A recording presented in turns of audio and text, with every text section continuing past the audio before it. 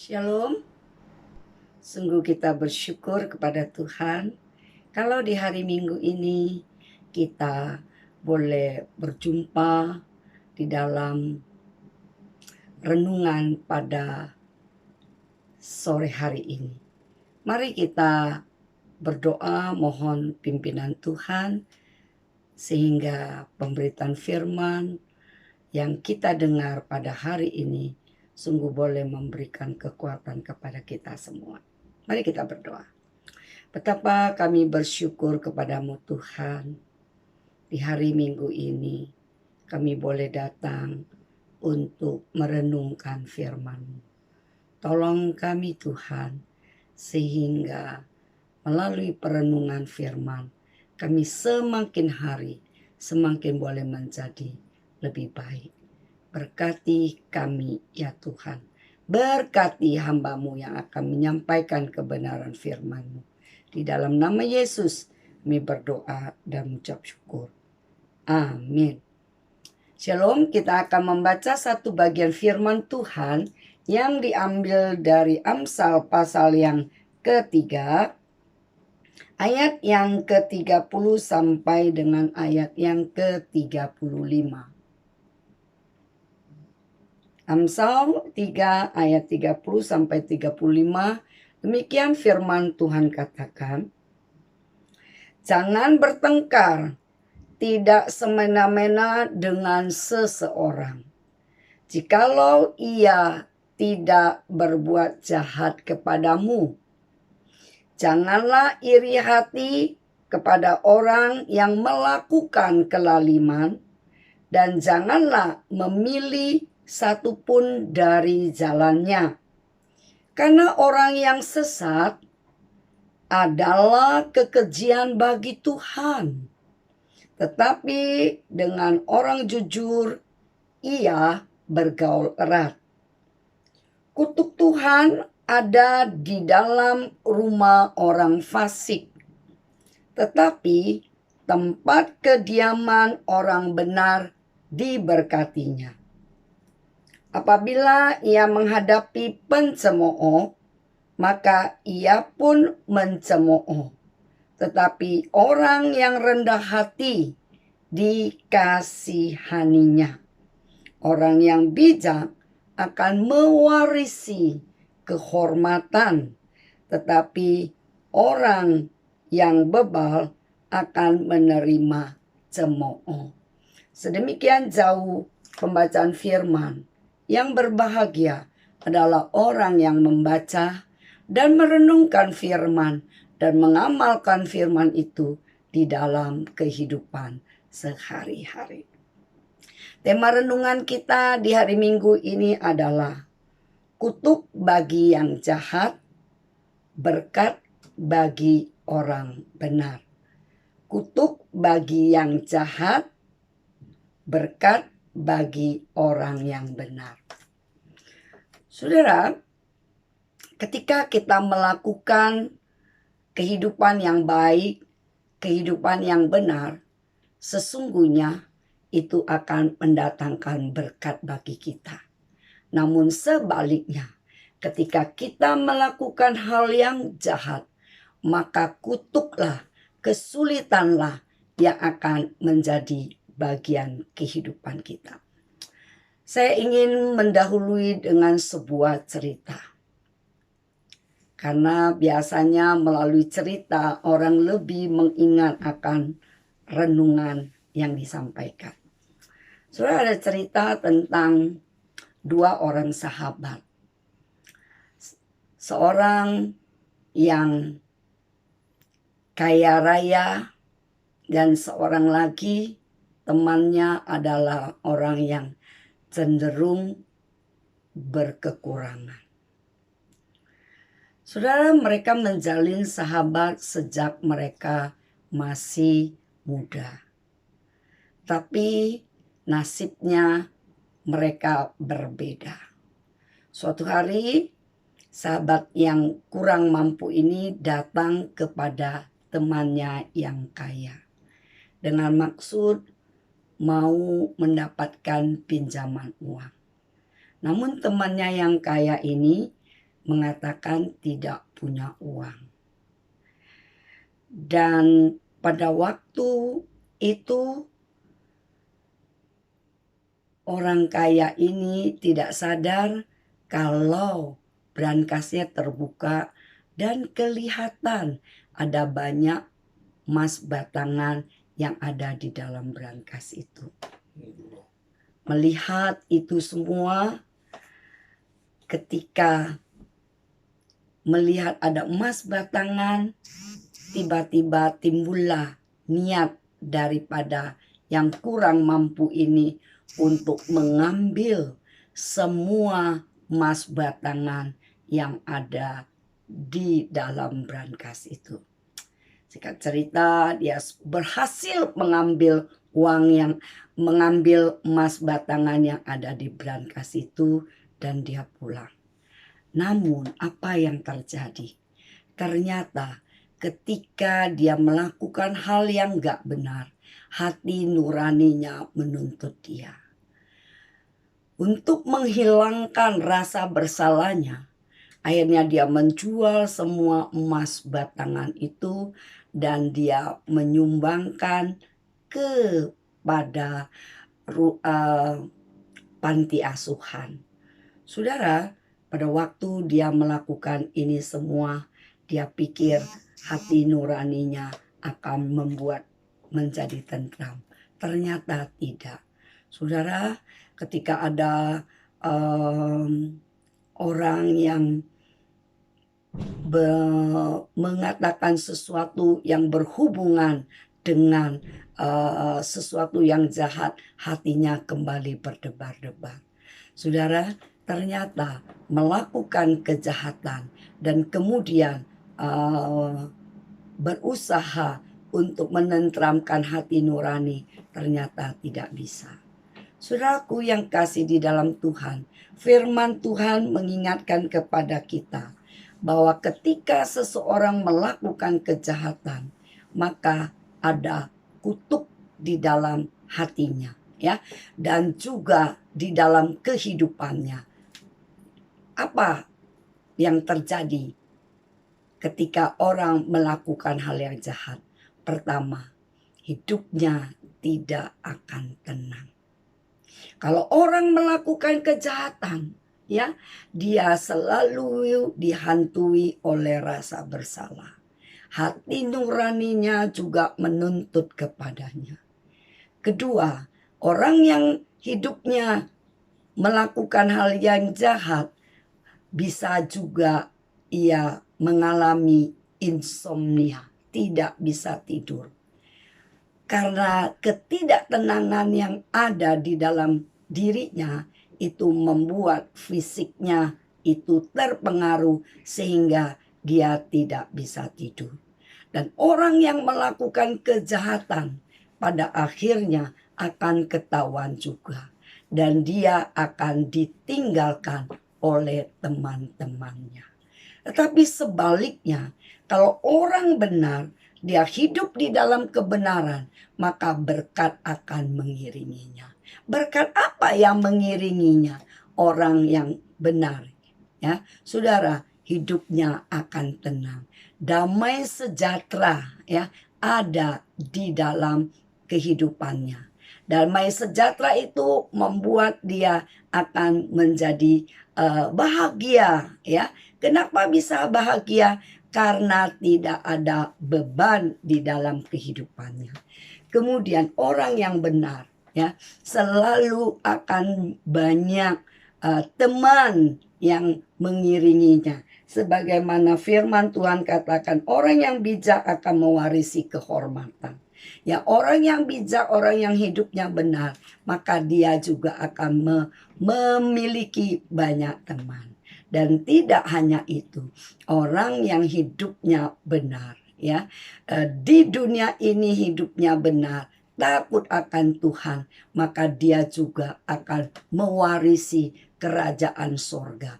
Karena ada firman Tuhan yang mengatakan orang akan dihakimi juga dengan perbuatannya. Kalau saudara dan saya hidupnya nggak benar, maka di muka bumi ini pun saudara sudah akan dihakimi oleh hati nurani. Dan pada akhir nanti setelah kita meninggal, kita juga akan dihakimi oleh Tuhan dengan segala apa yang kita perbuat. Jadi, saudaraku, orang yang hidupnya benar, maka berkat Tuhan akan mengiringinya. Itulah yang firman Tuhan katakan kepada kita di ayat yang ke-33. Kutuk Tuhan ada di dalam rumah orang fasik, tapi tempat kediaman orang benar diberkati. Jadi poin yang kedua yang mau kita renungkan, saudara mau mendapatkan berkat, maka saudara harus meninggalkan hal-hal yang tidak benar. Ya, jadi hal-hal yang fasik, ya, perbuatan-perbuatan jahat itu membuat hidup saudara itu tidak tenang dan tidak ada berkatnya. Tetapi orang yang benar diberkati kediamannya. Jadi saudara, mari kita introspeksi di dalam kehidupan rumah tangga kita. Apakah rumah tangga kita adalah rumah tangga yang benar, yang sudah sungguh-sungguh mempertuhankan Kristus di dalam kehidupan rumah tangga kita.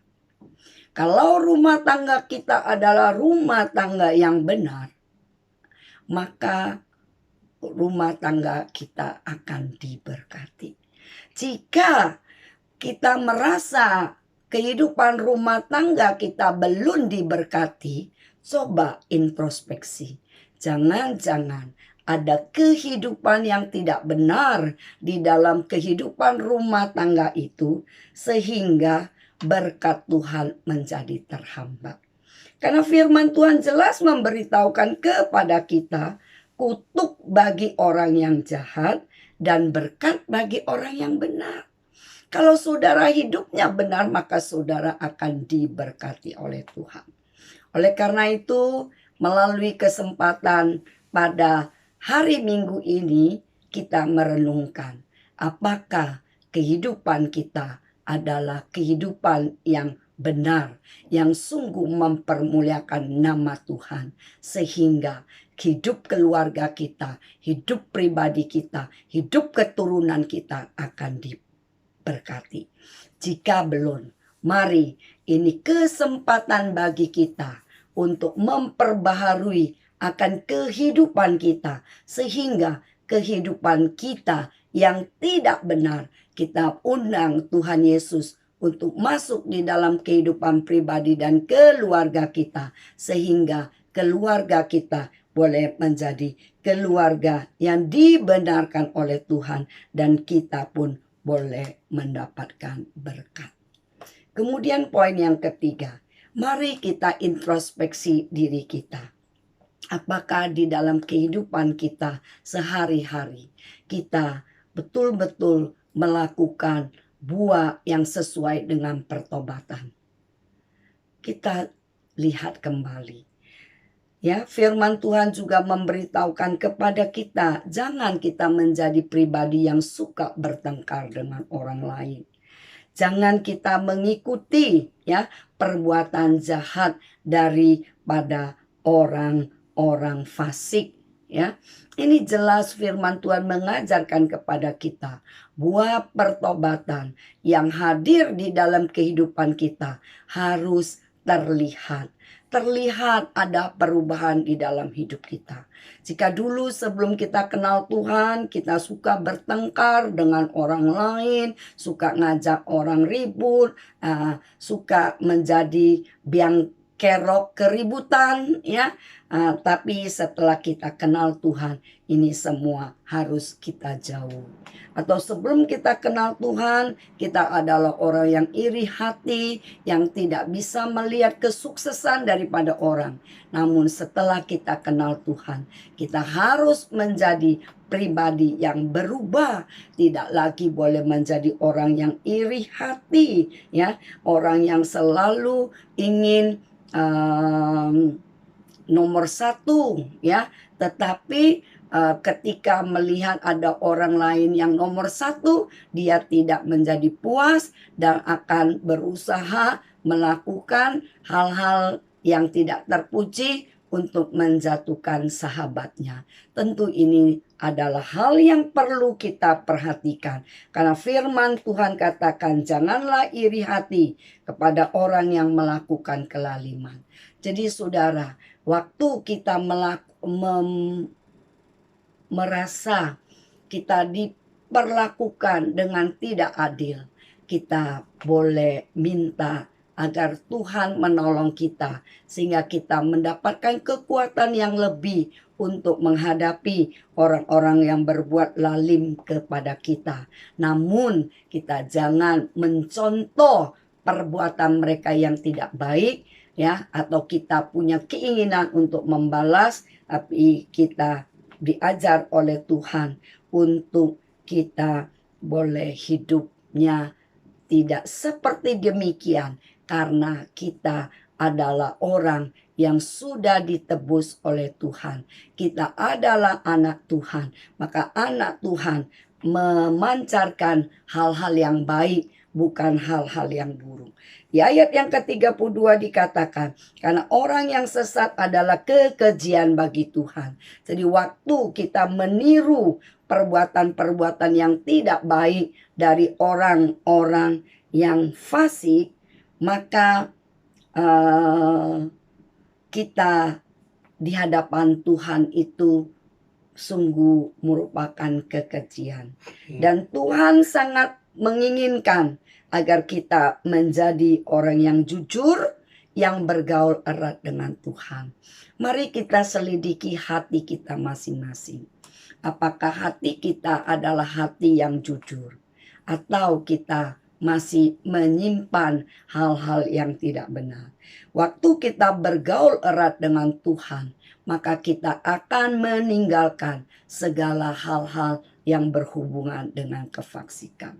Saudara, saat-saat ini firman Tuhan sungguh-sungguh mau mengingatkan kita agar kita bergaul erat dan hidup di dalam kejujuran dan dalam kebenaran. Sudah belum lama ini saya mendengar berita di televisi dan cukup mengagetkan.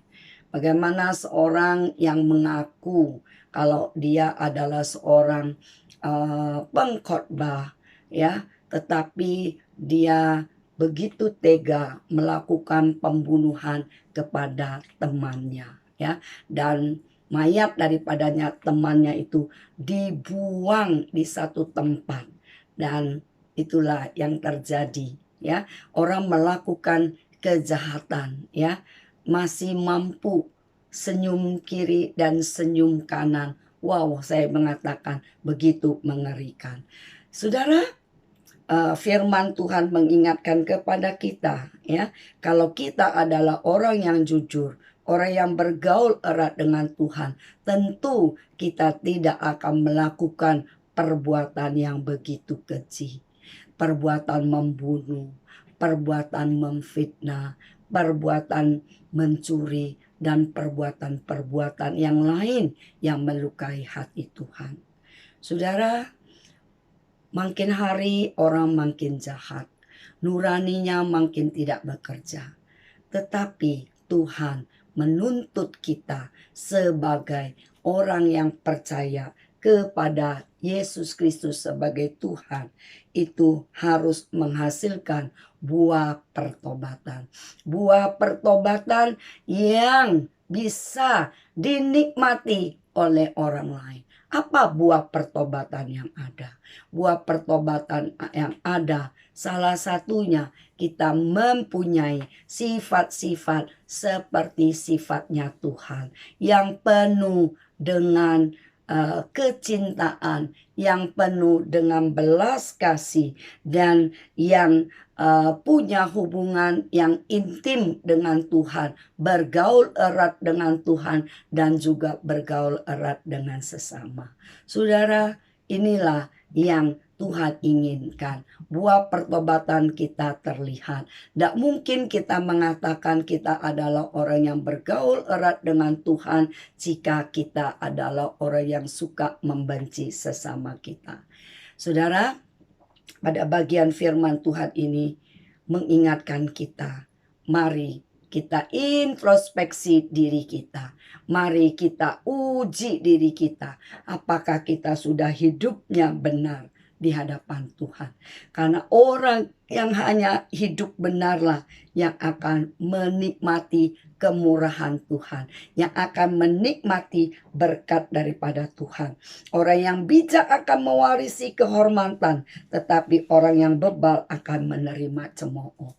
Kalau saudara mau mewarisi kehormatan, maka saudara harus menjadi orang yang bijak, orang yang dekat dan bergaul karib dengan Tuhan dan sesama. Tetapi orang yang bebal, orang yang tidak takut akan Tuhan, akan menuai segala cemooh dan kutuk. Saudara, kalau kutuk menjadi sesuatu yang tidak menyenangkan, mendengarnya pun kita sudah rasanya ngeri, dan ketika kita berbuat hal yang jahat dan kita tidak mau bertobat, kutuk itu bukan hanya di dunia ini, tetapi yang lebih sangat perlu kita ketahui adalah pengadilan Tuhan pada waktu kita menghadapkan Tuhan.